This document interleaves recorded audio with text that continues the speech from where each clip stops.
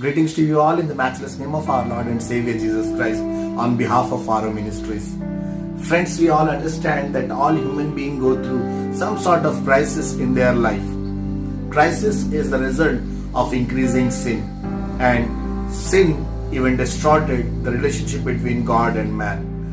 Not just God and man, but also with fellow human and nature.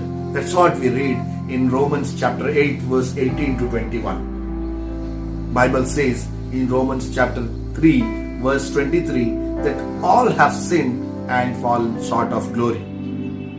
Due to sin, we all are subjected to the wrath of God. And the question raises, who can save us from the wrath of God? Of course, nobody but God alone. And that's what we read in Romans chapter 3 verse 25, where we understand that God presented His Son. And God chose to take this initiative to redeem His creation, to redeem you and me. Bible says in Philippians chapter 2 verse 6 to 8 that this God stepped into this world where you and I live. The Creator Himself became the creation and stepped into this world in flesh and humbled Himself to the point of death. While we read 1 John chapter 1 verse 1 to 5, we realize that this writer is presenting his experience with this God who stepped into this world and walked with Him. Yes, he was writing about Jesus, about whom he says that we could see Him, we could hear Him, and we could touch Him. Gospels are the right place to see how God stepped into this world. Oh, Sylvester, wait. Why will we believe what you say? How can we trust this Bible? How can we trust the gospel? That's what the question is in everyone's mind. Take a pause and help us.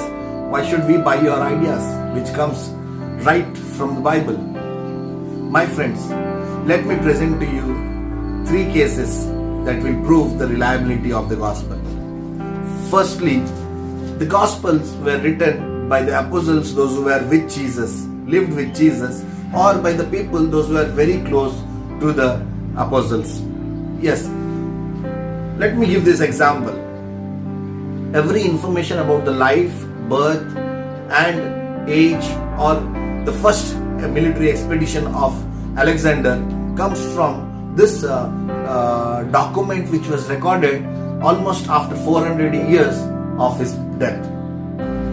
In this case, the evidence of 4 recordings of Jesus is more appealing.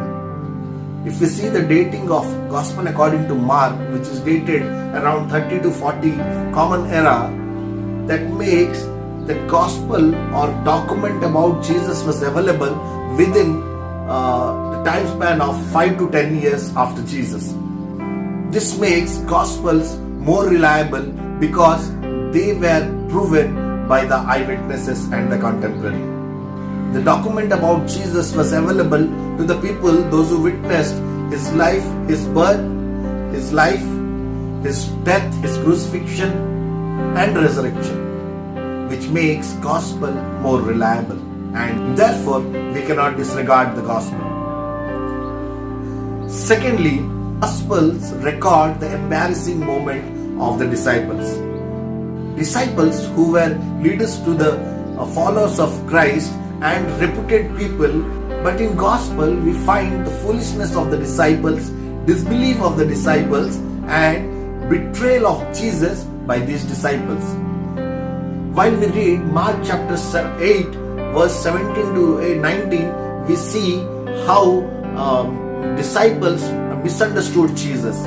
In chapter 8 verse 33, we see Jesus rebuking Peter.